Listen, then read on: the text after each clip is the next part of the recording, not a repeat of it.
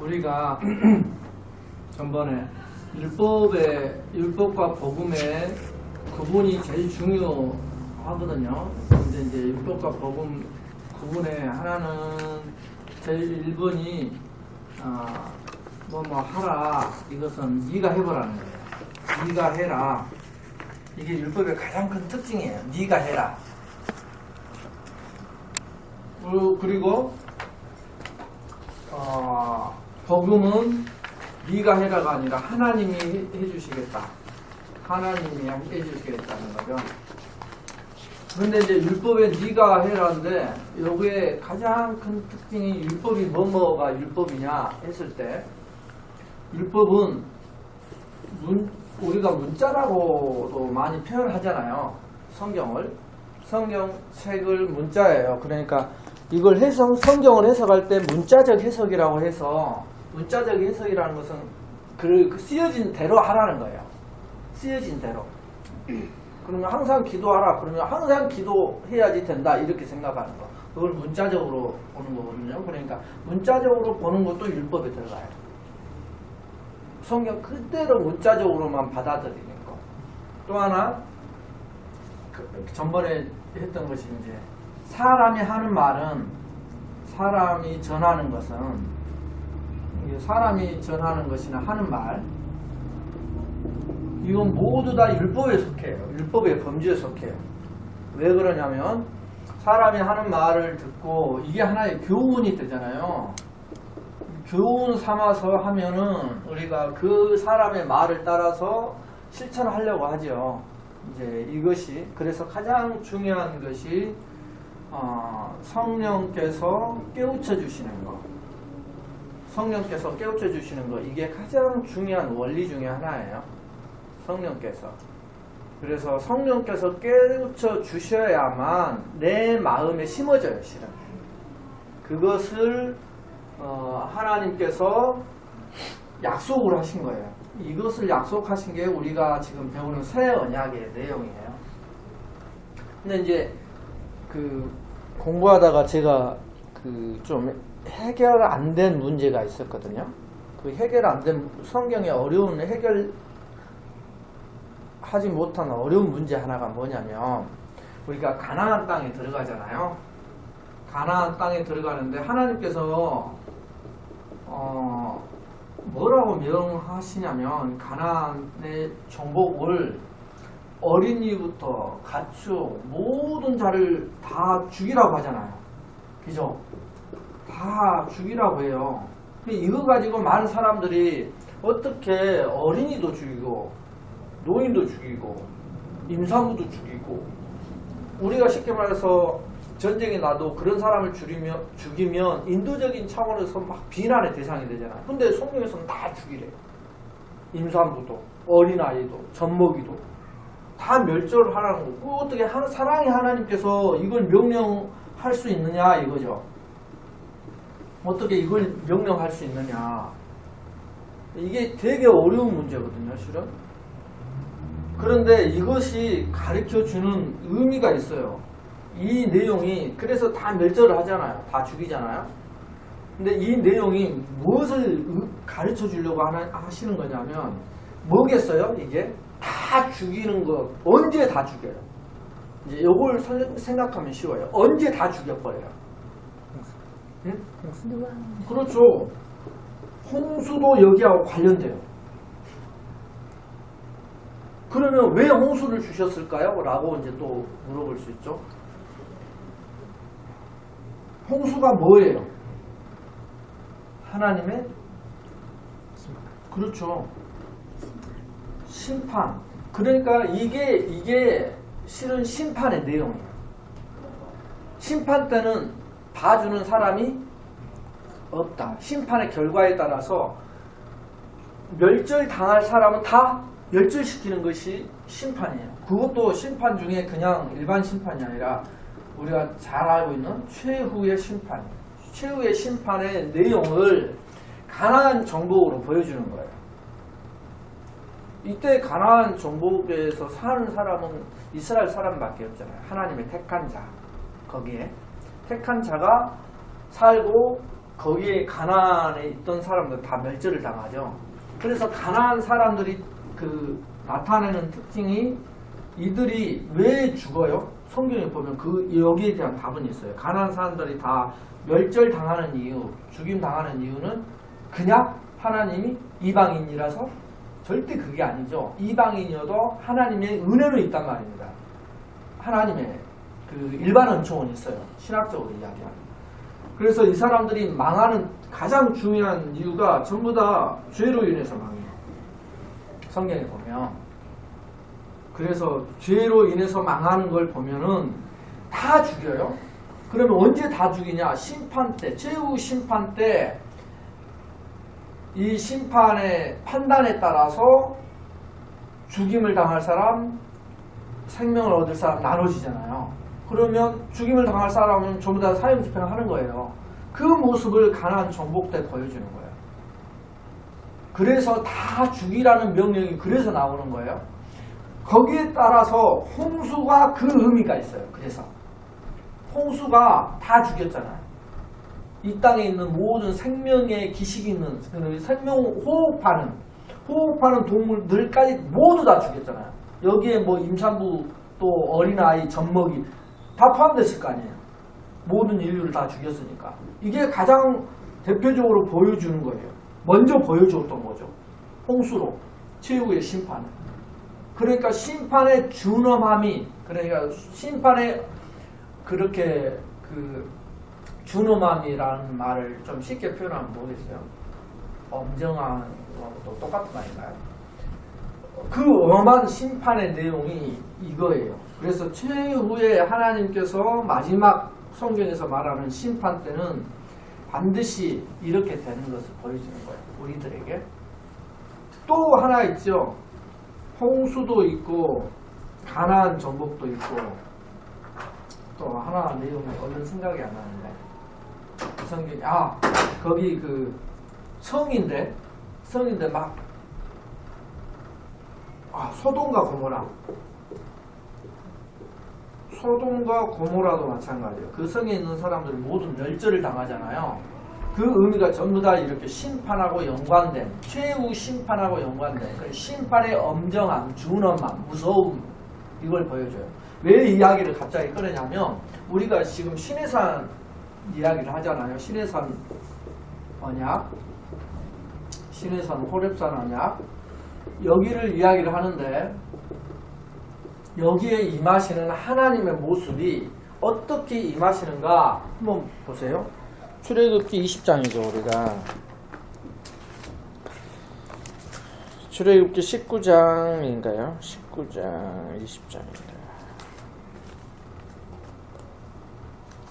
19장일 것 같네요. 20장에 20장에는 그게 나오니까 이 시계명 받는 장면이 나오니까 19장 보면은 여기에 그 시내산에 임하신 있다. 16절에 19장 16절에 한번 읽어보세요. 시작. 셋째 날 아침에 우레와 번개와 빽빽한 구름이 산 위에 있고 나팔 소리가 매우 크게 들리니 진중에 있는 모든 백성이 다 떨더라.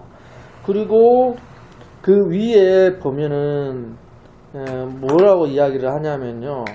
11절에 셋째 날을 기다리게 하라. 이는 셋째 날에 나 여호와가 온 백성의 목전에서 시내산에 강림한대요.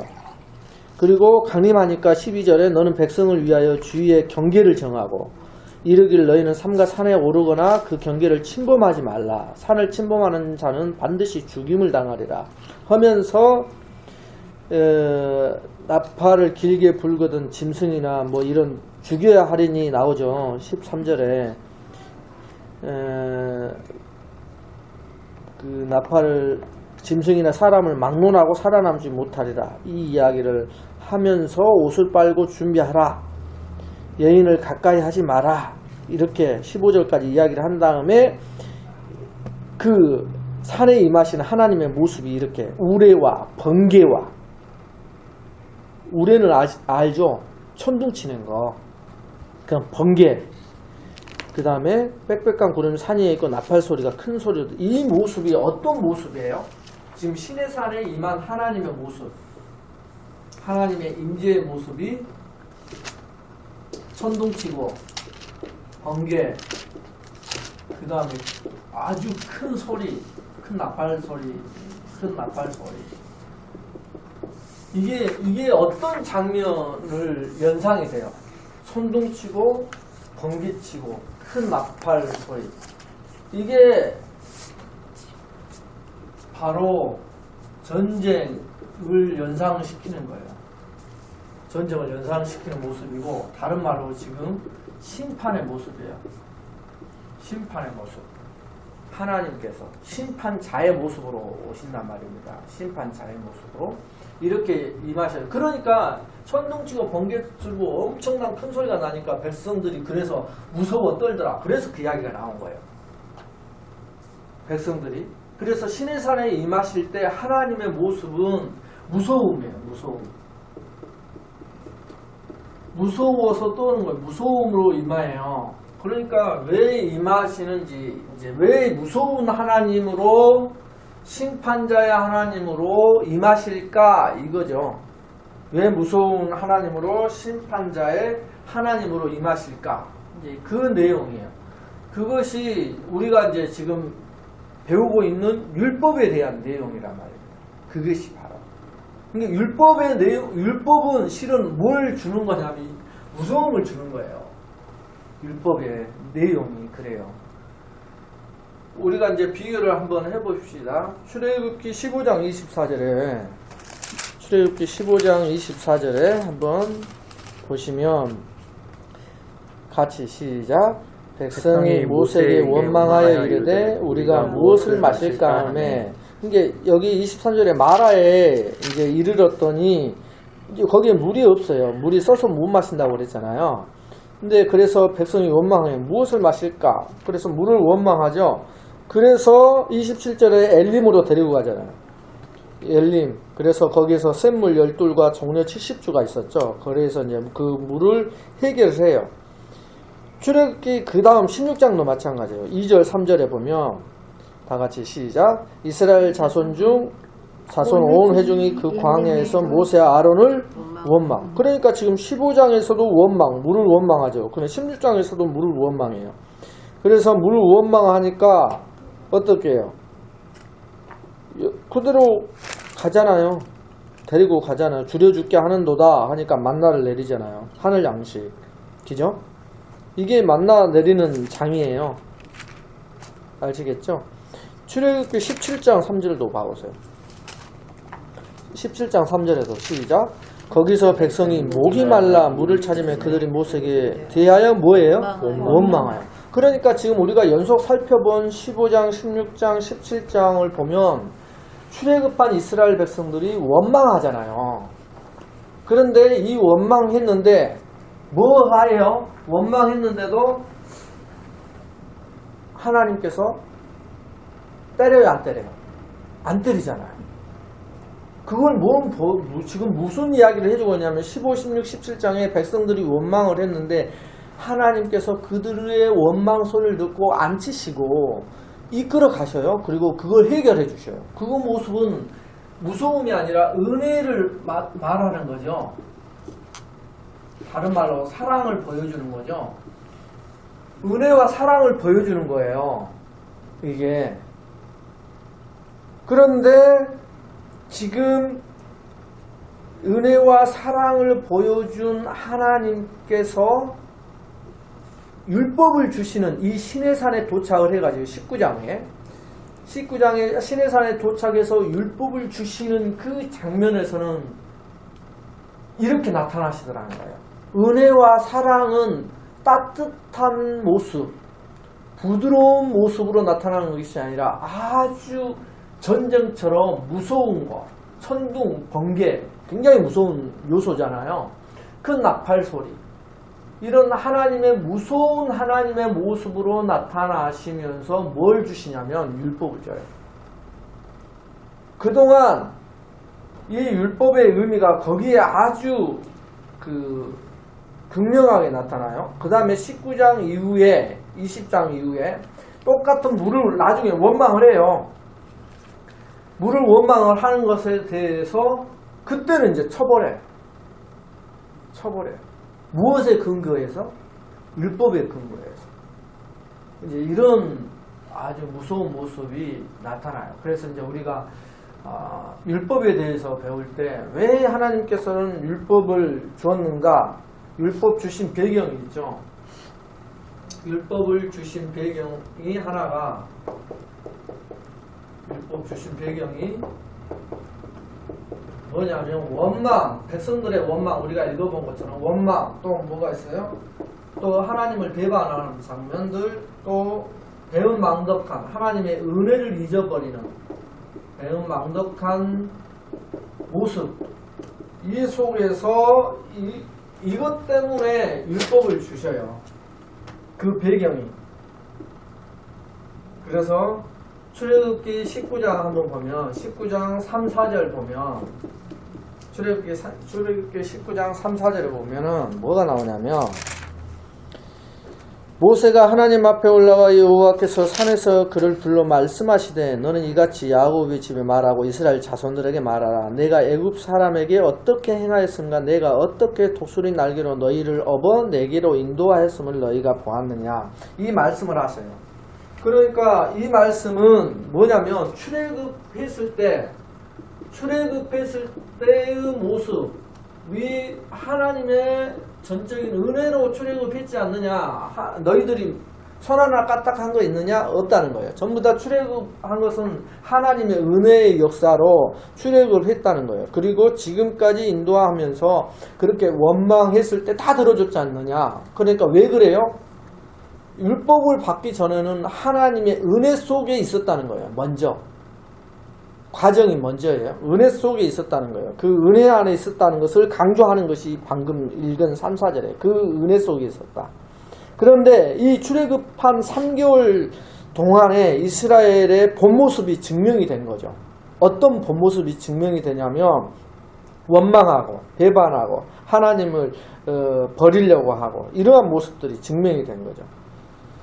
그래서 율법을 딱 주는데 이제 5절에 딱 보면 19장 5절 출애굽기 세계가 다 내게 속하였나니 너희가 내 말을 잘 듣고 내 언약을 뭐하면 지키면 이라는 조건절이 들어가요. 조건절. 근데 여기에 만일이라는 말이 빠져 있어요. 번역상에. 만일 너희가 내 말을 잘 듣고 내 언약을 지키면 이렇게 되어 있어요. 그래서 율법의 특징 중에 가장 큰 특징 중에 하나가 조건이에요. 조건. 율법의 가장 큰 특징은 조건이 있어요. 우리가 한번 이건 배운 거예요. 은혜의 가장 큰 특징은 뭐예요? 그러면 무조건이에요. 이게 아주 극명하게 나타나죠. 우리 신명기 29장, 28장인가?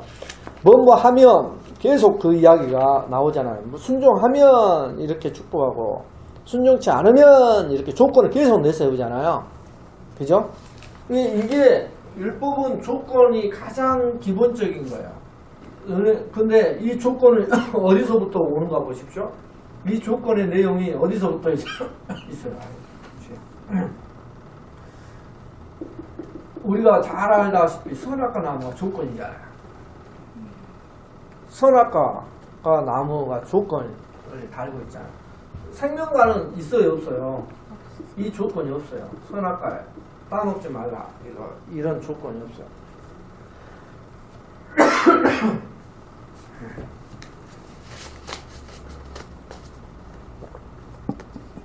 그래서 율법의 가장 큰 특징이 조건이에요.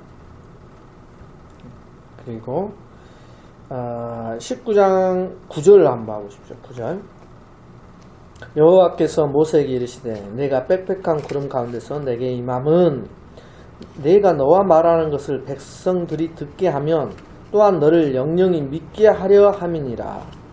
모세가 백성의 말을 여호와께 아뢰었으므로 이렇게 하면서 모세를 중보자로 내세우는 걸 볼 수가 있죠. 모세의 모습이 결국은 나중에 이 중보자의 모습이 누구에게서 강하게 나타나냐면 예수님께 나타나잖아요. 이 중보자의 모습, 모세가 중보자의 역할을 하거든요. 그래서 이렇게 나타나요. 그래서 이제 우리가 지금 이 율법 주실 때의 장면을 우리가 9절부터 19장 9절부터 24절까지의 모습이에요. 이 장면이 바로 심판의 장면의 모습으로 하나님께서 나타나시는 거예요. 12절을 보십시오. 12절에 보면 제일 마지막 절에 죽임을 당할 것이라, 당하리라 그렇게 이야기하잖아요. 13절도 또 살지 못하리라, 이렇게 살아남지 못하리라, 이렇게 사람이나 짐승이나 다 살아남지 못하리라. 이게 이제 그 율법 주실 때 하나님의 모습이 이렇게 나타난다. 그런데 한번 보십시오. 우리가 보는 12절에 죽임을 당하리라 그랬죠. 죽임 당함. 그러나 마태복음 11장 28절에 한번 보세요. 그거 읽어주세요.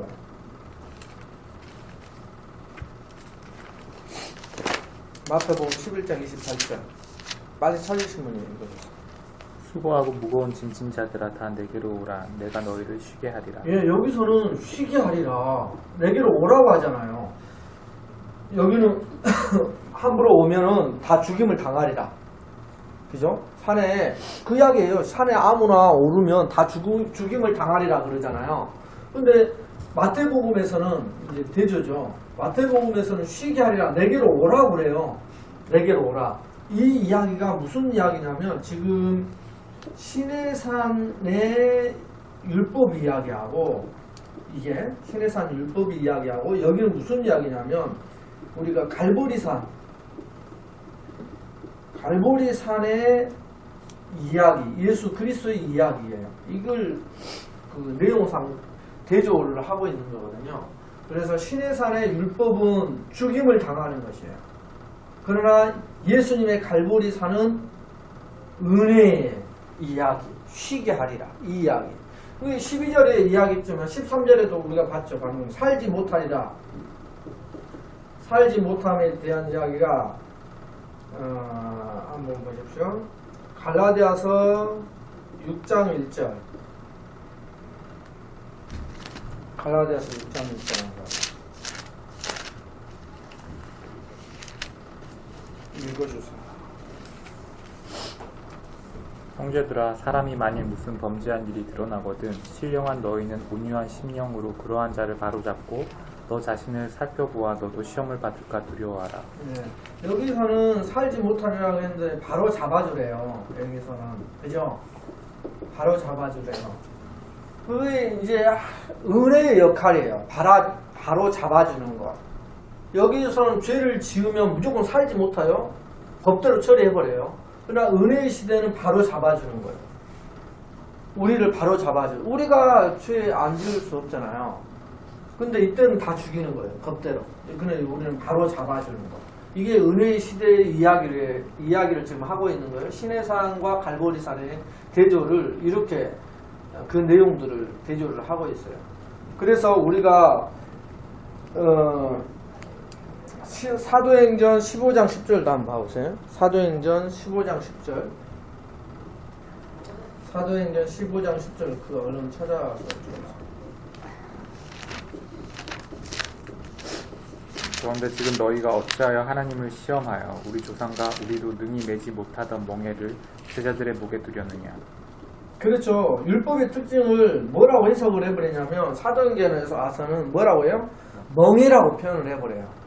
그러니까 우리도 못 지던 멍에를 짐을 어떻게 지울 수 있냐 이 말이에요. 그러니까 율법은 멍에예요. 멍에. 그러나 갈라디아서 3장 10절에 한번 가보세요.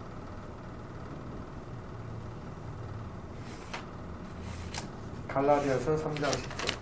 무릇 율법 행위에 속한 자들은 저주 아래 있나니 기록된 바 누구든지 율법 책에 기록된 대로 모든 일을 항상 행하지 아니하는 자는 저주 아래 있는 자라 하였습니다. 우리가 지금 율법이 어떤 특징이냐면 이 단어의 특징이 누구든지 온갖 일을, 그죠? 모든 일을 특징이에요. 항상 행함. 이게 율법의 내용을 네 단어로 표현을 해놓은 거예요. 그래서 이 멍에가 뭐냐, 율법의 멍에가 뭐냐 했을 때 그 내용이 누구든지, 그러니까 모든 사람이겠죠. 온갖 일을, 모든 것을 항상 행함. 이거 율법의 내용이에요. 내용. 네 단어로 표현한 내용. 그래서 여기에서 하나라도 지키지 못하면 온 율법을 범한 것이다 라고 말을 하는 것이죠. 그래서 우리가 하나님께서 율법이 우리가 볼 때 율법을 완전하다고 하잖아요. 율법을 우리가 율법의 완전한 율법이라고 하잖아요. 그럼 뭐가 율법에서 완전하다고 하는 걸까? 그것이죠. 완전한 율법 했을 때 뭐 이 뜻이 뭐겠어요? 완전한 율법이라는 것은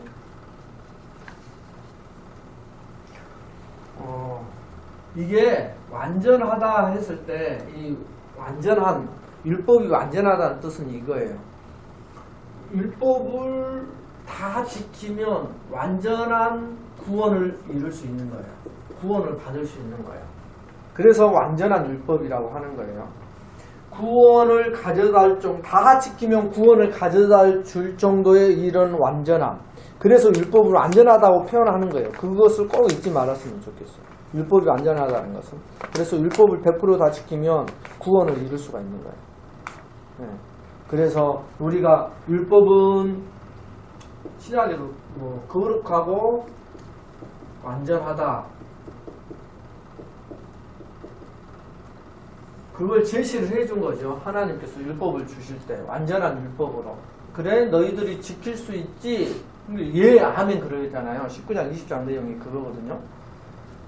그래 그러면 하나님께서 주시는데 완전한 율법을 주셔요. 거룩하고 완전하다고 했으니까 율법은. 그럼 왜 그러면 완전하다고 표현을 했느냐? 그걸 100% 지키면 구원을 얻을 수 있으니까. 이해가 되시죠? 그래서 율법이 완전하다는 말은 그 말이에요.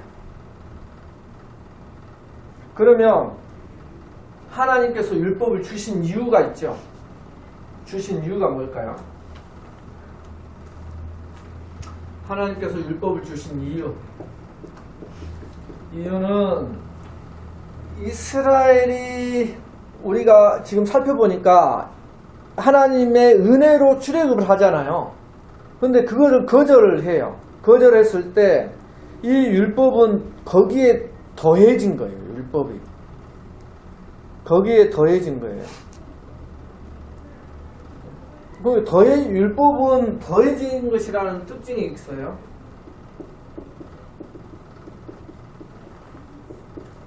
율법은 더하여진 것이요 라고 표현을 해요. 갈라디아서 3장 19절 한번 봐보세요.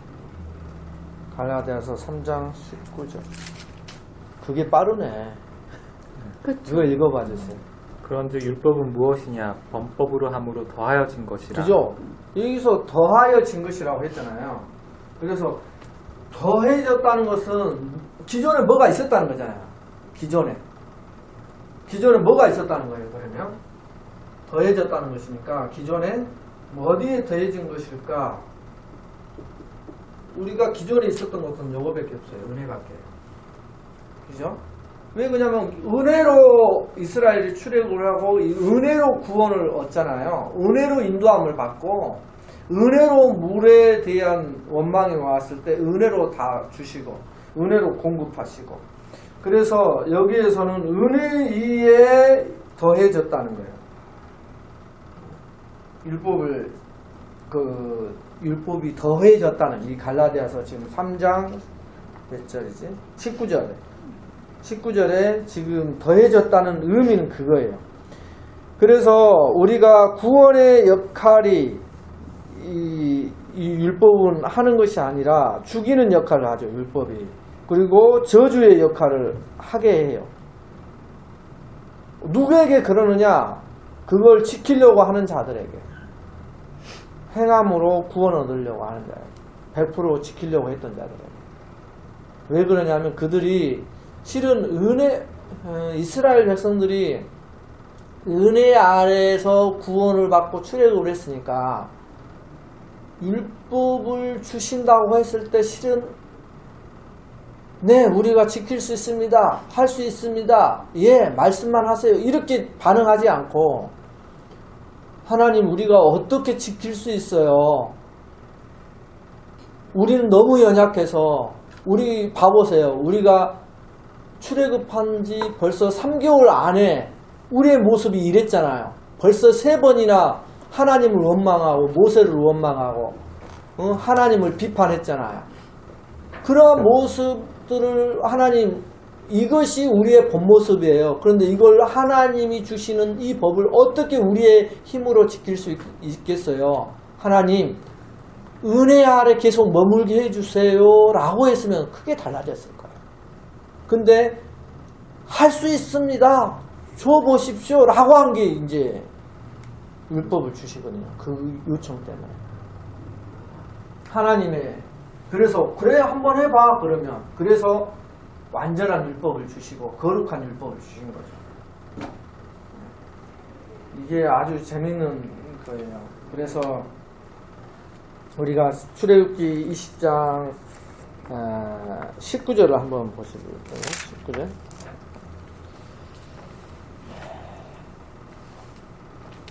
모세에게 이르되 당신이 우리에게 말씀하소서 우리가 들으리이다. 하나님이 우리에게 말씀하지 말게 하소서 우리가 죽을까나이다.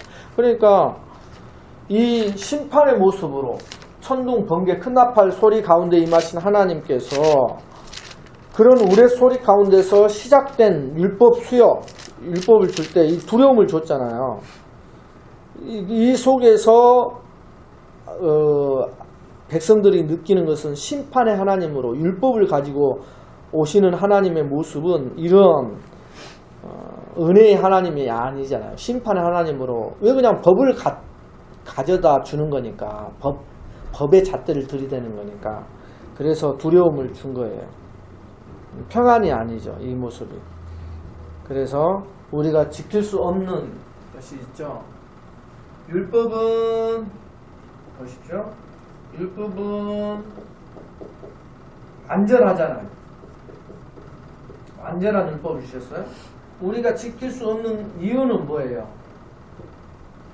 지킬 수 없는 이유는 우리가 인간이 불완전하기 때문에.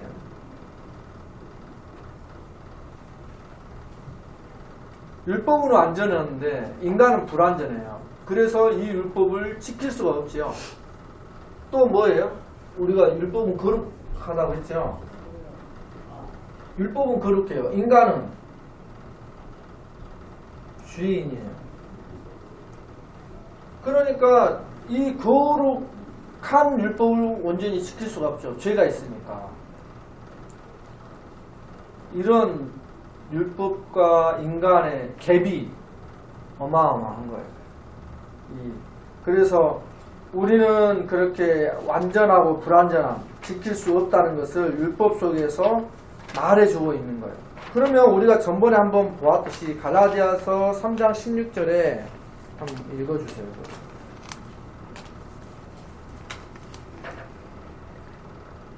이 약속들은 아브라함과 그 자손에게 말씀하신 것인데 여럿을 가리켜 그 자손들이라 하지 아니하시고 오직 한 사람을 가리켜 내 자손이라 하셨으니 곧 그리스도라. 거기까지 그렇게 없어요? 3장 16절. 네. 15, 16절 한번 읽어줘볼래요? 형제들아 내가 사람의 예대로 말하노니 사람의 언약이라도 정한 후에는 아무도 폐하거나 더하거나 하지 못하느니라. 17절. 내가 이것을 말하노니 하나님께서 미리 정하신 언약을 430년 후에 생긴 율법이 폐기하지 못하고 그 약속을 헛되게 하지 못하리라. 그 구절이라 못 찾겠네. 그래. 이게 뭐냐면 무슨 이야기냐면 약속하신 자손이 오기까지 율법의 시기를 정해놨어요. 19절인가요? 약속하신 자손이 오기까지 오시기까지 네. 있을 네, 몇 것이라. 절이에요? 19절. 19절이에요? 19절이에요. 19절. 한번 19절 다시 한번 읽어주세요. 그런즉 율법은 무엇이냐? 범법함으로 더하여진 것이라. 천사들을 통하여 한 중보자의 손으로 베푸신 것인데 약속하신 자손이 오시기까지 있을 것이라. 예. 그러니까 약속하신 자손이 오시기까지 있을 것이 율법의 기한이란 말입니다. 그러니까 이제 율법하신 그 약속하신 자손은 우리가 16절에 읽었던 예수 그리스도죠. 예수 그리스도가 오시기까지. 그래서 예수님이 오셔서 예수님이 이루신 것이 있죠. 로마서 8장이죠. 예수님이 그걸 오셔갖고 이루신 게 뭔가 봐보세요. 로마서 8장이죠. 이는 그리스도 예수 안에 있는 생명의 성령의 법이 죄와 사망의 법에서 너를 해방하였습니다. 죄에서 해방했대요. 사망에서 해방했대요. 그죠? 죄와 사망에서 우리를 자유케 한 거죠. 해방했다는 말은. 7장 6절은요. 로마서 7장 6절은. 이제는 우리가 얽매였던 것에 대하여 죽었으므로 율법에서 벗어났으니 이러므로 우리가 영의 새로운 것으로 섬길 것이요 네. 율법 조문에 묵은 것으로 아니할지니라. 여기서는 이제 율법에 얽매였던 것에서 율법에서 구원을 받은 것을 이야기를 하죠. 예수님이 이룬 거예요. 예수님께서 오셔서 죄와 사망에서 구원하시고 율법에서 구원했다는 거예요. 그게 이제 그 똑같은 내용인데요. 율법이 가져다 주는 것이 죄와 사망이잖아요. 율법은 심판의 잣대니까. 율법을 범하면 죄 속에 거하고 죄를 지은 자는 사망, 죄의 삭은 사망이라고 했으니까 율법에서 가져도 그래서 죄와 사망에서 구원했다는 것하고 율법에서 구원했다는 것은 내용상 같은 내용, 똑같은 내용. 거기에서 구원을 한 거죠. 그러면 우리가 잘 알다시피 어떻게 구원했는가, 이제 이것이 가장 우리가 살펴봐야 될 것이요. 어떻게 구원을 했는가? 그러니까 율법에서 구원을 하려면 율법을 온전히 지켜야 되잖아요. 완전한 율법을 완전하게 지켜야 되잖아요. 그죠? 그 율법의 완전한 요구가 뭐예요? 두 가지로 표현했던 것이 그거예요. 그게 이제 이해하기가 쉬워서 그렇게 하는 거예요. 하나님 사랑하고 이웃 사랑이에요. 이 사랑을 완성을 해버린다니까요. 예수님께서 율법의 요구를 완전한 요구를 완전하게 100% 이루셔요. 그래서 이 예수님이 이루어버린 이 하나님 사랑, 이웃 사랑이 율법을 내가 폐하러 온 것이 아니라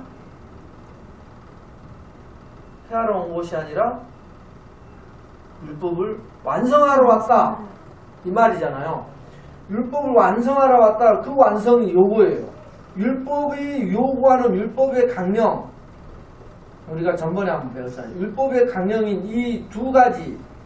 사랑은 율법의 완성이라고 했는데 그 율법을 예수님이 완전히 이루셔버려요. 그래서 우리들에게 이 사랑 속에 들어오라고 하는 거예요. 왜 그러냐면 예수 그리스도 안에 들어가야지만, 예수 그리스도만 이걸 율법을 완전히 이루신 거니까. 인간은 이룬 사람이 없으니까 예수님 말고는. 예수님 안에 들어가야지만, 이 안에 들어가야지만 이 율법의 완성이 내 것이 되는 거예요. 그래서 이러한 이야기를 뭘로 표현하냐면, 그래서 신약에서 교회라는 말로 표현하는 거예요. 그래서 교회의 두 가지가 머리가 그리스도요, 우리 몸이 그의 육체라 라고 말하는 것이 그 원리예요. 이 말은 머리와 몸이 하나라는 거예요. 핵심은 하나가 되었다는 거예요. 그 안에 들어가야죠. 내가 아버지 안에, 아버지가 내 안에. 이 말은 수학으로 따지면 이거죠. 한 원이라고 해야 되나? 이건 뭐라고 해요? 수학 용어로 똑같아버릴 때 합동이라고 하나요? 이렇게 하나가 돼버린 거예요. 예수님께서 내가 아버지 안에, 아버지가 내 안에. 또 우리들한테 표현할 때 너희가 내 안에, 내가 너희 안에. 이 모습을 표현한 거예요. 그렇게 해서 머리와 몸이 하나가 되어서 이제는 살아갈 때 우리가 율법을 온전히 이룬 자가 되어버리는 거예요. 왜? 그러냐면 예수님이 이루어 놓으신 그 사랑 안에 들어가니까. 그래서 이제 우리의 역할이 뭐냐면, 우리의 역할은 몸의 역할이에요. 머리가 뭐 하냐면, 머리는 실은 우리가 생각하잖아요. 생각. 우리의 생각을 누가 잡느냐는 거죠. 우리의 생각을. 그래서 그리스도가 머리니까 그리스도가 우리의 생각을 잡으신다는 거예요. 생각나게 하고 그렇게 생각을 예수님께서 하나님의 생각, 그리스도의 생각으로 우리의 생각을 잡으신다는 거예요. 그게 머리의 역할이에요. 예수 그리스도의. 근데 이걸 잡으려고 하는 자가 또 하나가 있어요. 예수 그리스도가 아니라 사단. 그래서 요한복음 12장인가요? 거기에 유다가 예수님을 팔려는 사단이 팔려는 뭘 넣었다고 그래요? 생각을 넣었다고 그래요. 요한복음 12장일 거예요, 아마. 예수를 팔려는 생각을 넣었다고 이야기를 해요. 12장이 아닌가요? 13장 13장 2절. 13장이죠. 잘 잤어요. 마귀가 벌써 시몬의 아들 가룟 유다의 마음에 예수를 팔려는 무엇을? 생각을. 그러니까 예수님께서 우리들에게 머리의 역할을 한다는 게 생각. 사단도 생각을. 이해가 되시죠?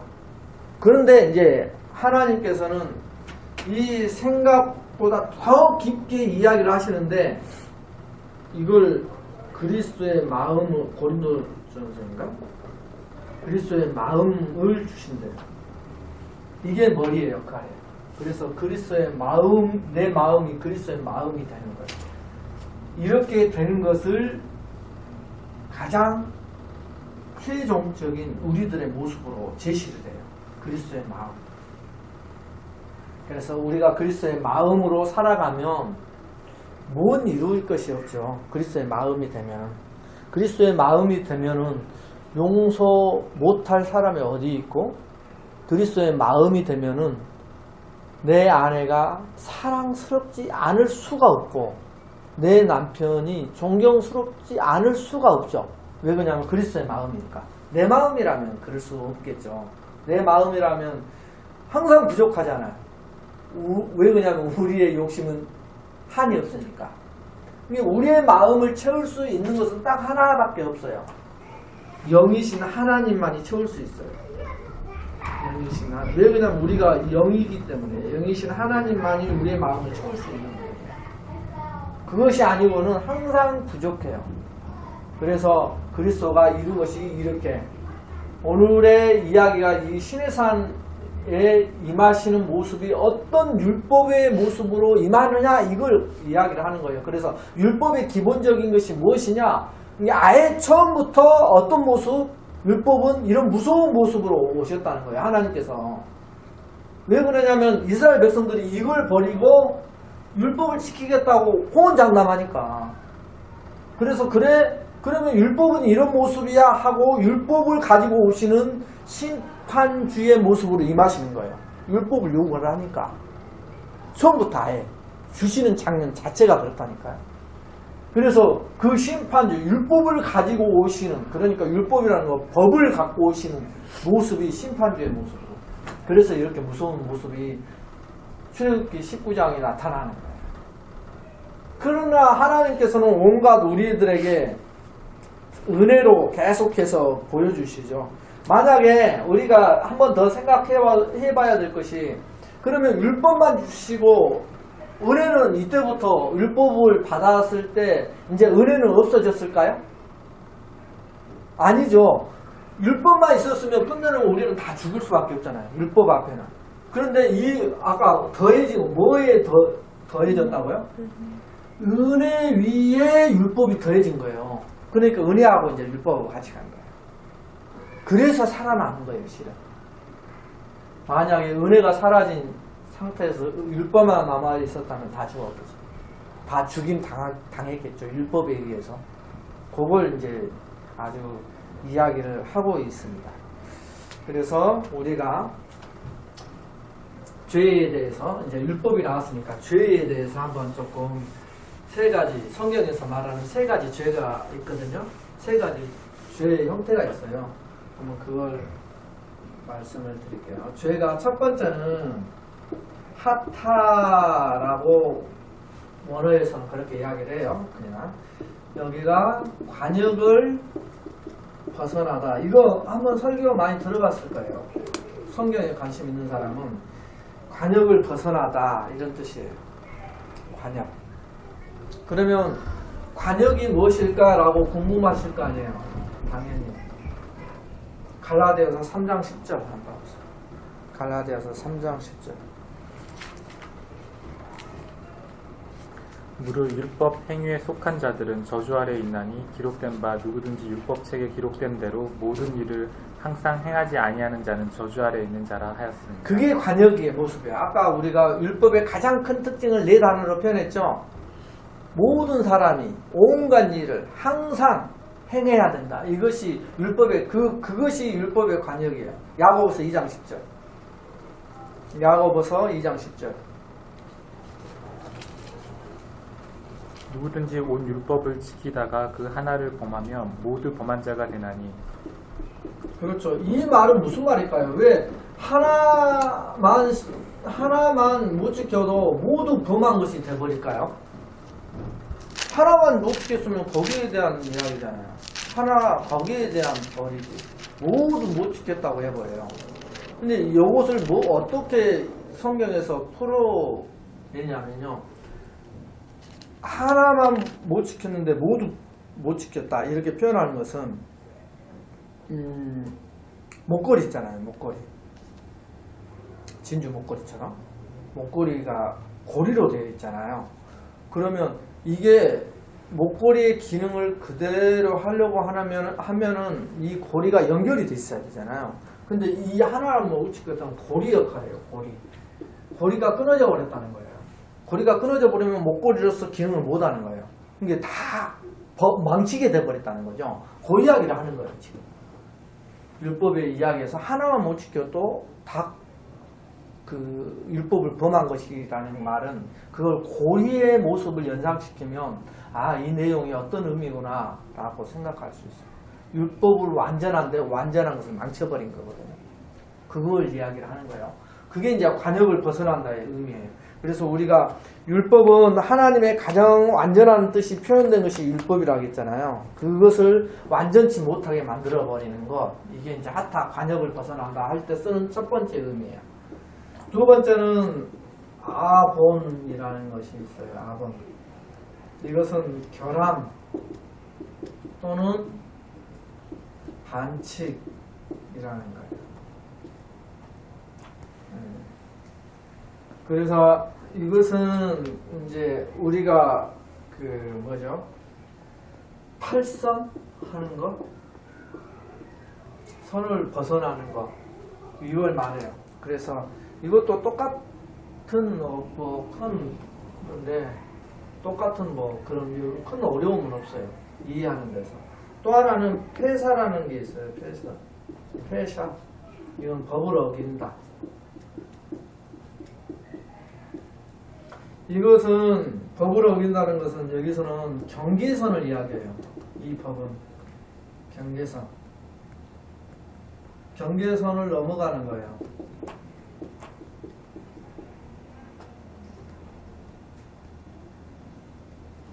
그러면 이 경계선을 어떻게 구분을 할까요?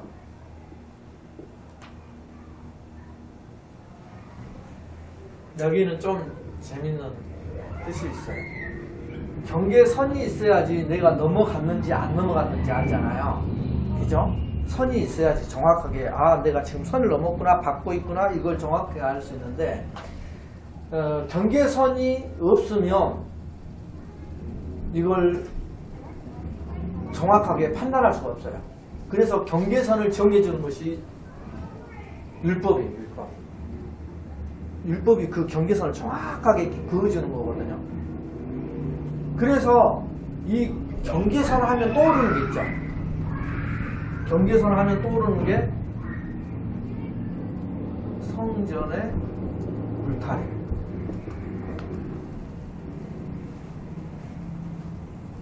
그래서 여기 울타리 개념에서 오는 것이 거룩이에요.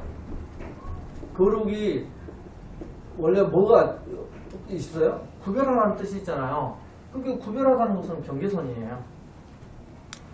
그래서 에덴 동산에도 울타리가 서 있었죠.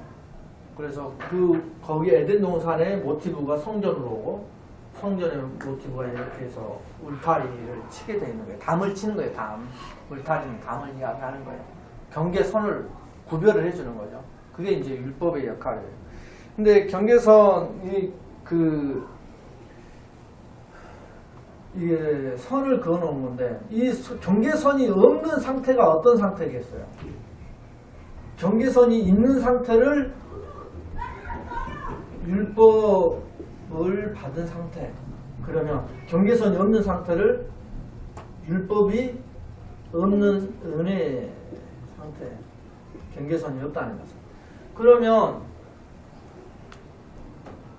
우리가 이 율법이 정해져야지만 선이 정해지는데 율법이 있어야지만 그래서 뭘 주냐면 그 전에 율법 전에 있었던 것이 뭐라고 이야기하냐면 율법을 받기도 전에 있었던 게 뭐가 있었냐면 죄가 있었잖아요. 그죠? 율법 받기 전에 있었던 것은 죄예요. 그죠? 근데 이 죄가 이 경계선을 모호하게 만든단 말입니다. 죄가 있는데 어떤 것이 죄인지를 구분을 못하는 거예요. 그래서 이 경계선을 정해주기 위해서 율법을 주셔요. 정확하게. 그래서 이제 이 뒤로는 무엇이 죄구나를 확실하게 이제 알게끔 하나님께서 주시는 것이 율법의 기능 중에 하나예요. 그래서 이제 이 율법에 의해서 죄가 아까 읽은 것 중에 죄가 죄로 드러나게 하는 거예요. 죄가 죄로 드러나게 하는 거예요. 이런 것이 이제 하나가 되죠. 그래서 이제 우리가 잘 알다시피 율법이 이제 가장 대표적인 게 십계명이잖아요. 이 십계명이 하나의 울타리 역할을 하는 거, 선을 역할을 하는 거예요. 그래서 요한일서 3장 4절 한번 봐보세요. 요한일서 3장 4절. 요한일서 3장 4절. 죄를 짓는 자마다 불법을 행하나니. 그렇죠. 거기서 설명한 것이 죄를 짓는 자마다 그게 죄 짓는 게 뭐라? 불법이다 라고 정의를 해주잖아요. 선을 그어주는 거예요. 그걸 이야기를 하는 거예요.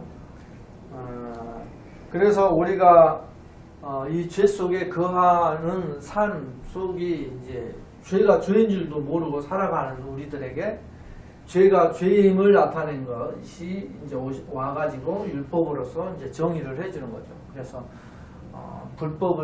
죄를 지으면 법을 어기는 것이다. 그럼 법을 어기면 당연히 법의 대가를 받아야 된다. 이걸 이제 정확하게 나타나죠. 불법을 한 자는 이제 사망, 죄의 삭은 사망이니까 사망을 받는다.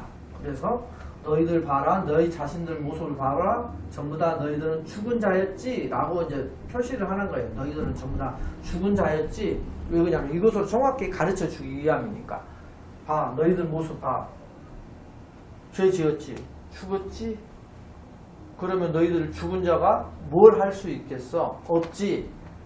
그래서 하나님께서 원하시는 것이 너희들 죽음에서 건져내는 거야. 이걸 이제 설명하기 시작하는 거죠. 그래서 이제 우리가 율법으로 이제 들어가서 율법의 기능이 뭐냐 이렇게 했을 때 이 죄를 드러내게 하고 또 그것뿐만 아니라 드러냈으면 이 죄를 어떻게 해결해야 될 것인가를 생각하게 만든다는 거예요. 그래서 그렇게 내가 죄인이구나. 그러면 나는 죄의 값을 치러야 되겠구나. 그 죄의 값이 죽음이구나. 이렇게 생각했으면 내가 죽지 않을 방법이 무엇인가 라는 것을 생각하게 한다는 거죠.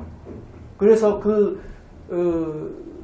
생각이 어디로 향하게 하냐면 그러면 내가 내 문제를 어떻게 해결할까 하다 보니까 내 스스로는 해결할 힘이 없으니까 누구를 나중에 찾게 되냐면 겨우 하나님을 찾게 된다는 거예요. 그래서 몽학선생이라는 이야기가 거기 나오는 거예요. 선생의 역할을 한다.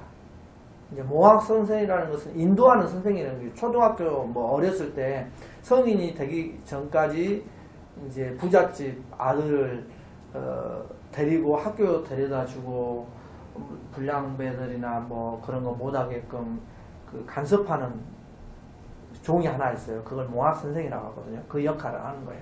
율법이.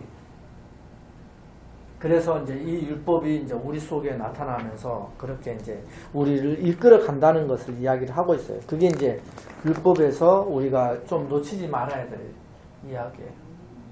우리가 오늘 이제 시내산과 우리가 모압 언약, 시내산 언약, 모압 언약, 그리고 시내산과 갈보리산 이 두 가지를 대조를 할 수가 있어요. 그래서 두 가지는 상반된 거죠. 시내산 언약은 옛 언약, 모압 언약은 새 언약. 그리고 이 시내산 언약을 주기 전까지 하나님께서 어떻게 역사하셨는가? 은혜로 역사하셨다. 그래서 이제 율법을 주시는데 첫머리가 뭐냐면 나는 너를 애굽에서 인도하여 낸 너의 하나님이라. 독수리 날개로 업어서 막 이 이야기를 하잖아요. 첫머리에. 그것이 뭘 이야기를 하냐면 은혜로 너를 이끌어온 하나님이시다. 은혜를 이야기를 강조를 하는 거예요. 실은 그게 은혜의 하나님이셨다. 그래서 이제 그 은혜의 하나님이 이렇게 이스라엘 백성들이 원망하고 배반하고 이렇게 하는 그런 자들에게 과연 그것이 무엇인지를 설명하는 것이죠. 그것이 우리들에게 나타난 하나님의 놀라운 율법의 이야기예요. 이 율법이 우리 속에 이제 계속 우리들을 올가매고 있죠. 올가매고 있죠. 이 율법이. 왜 그러냐면 아까 이야기했잖아요. 예수 그리스도께서 오시기까지가 율법의 기간인데 지금 오신 지가 얼마인데 지금도 성도들을 이 율법에서 헤어나지 못하게 하고 있어요. 여기에서 우리가 벗어나야 될 줄로 믿습니다. 그것이 새 언약의 완성이에요. 거기에서 벗어날 수 있는 지혜, 생각, 하나님이 주시겠다고 하는 약속. 왜 그러냐면 은혜 없으면 우리는 못 살아가거든요.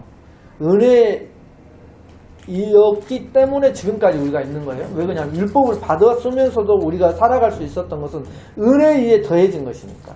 은혜와 같이 왔기 때문에 우리가 살아남은 거예요. 은혜가 빠져버리면 우리는 전부 다 망할 수밖에 없죠. 이것이 하나님이 우리들에게 간섭하시고 말씀하신 아주 놀라운 이야기 중에 하나예요. 그게 이제 오늘 우리가 살아가면서 잊지 말아야 돼요.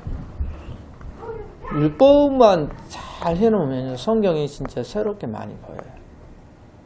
왜 그러냐면 구분할 수 있으니까. 우리가 잘 그렇게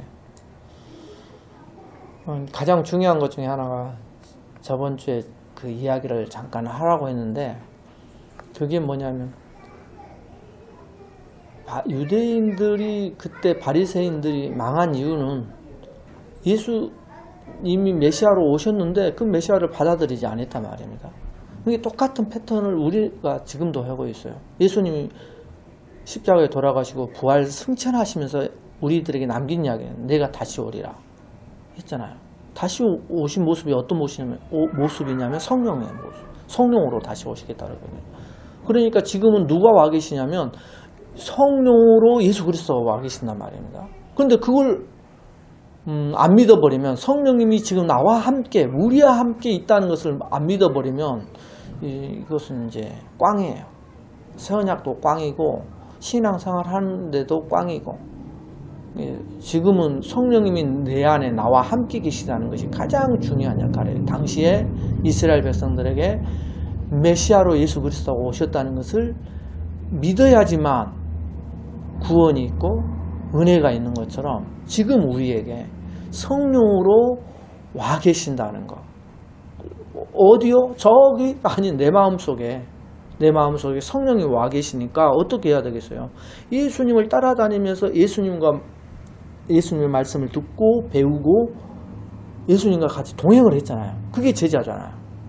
그러면 우리들도 지금 성령님이 예수 그리스도께서 성령으로 오셨으니까 그 성령이 내 안에 계시니까 내 안에 계신 예수 그리스도와 대화하고 듣고 가르침 받고 깨닫고 이게 살아가는 것이 지금 새 언약 시대, 지금 이 시대에 가장 중요한 것인데 그걸 놓쳐버리면 이제 끝나는 거죠. 그거 놓치면 율법으로 돌아갈 수밖에 없어요. 율법은 우리가 특징 배웠잖아요. 문자도 율법이라니까요. 문자적으로 그대로 받아들여 버리면 그 성령의 역할이 너무 중요하다는 사실을 강조해도 지나치지 않는 것 중에 하나입니다. 이상입니다. 감사합니다.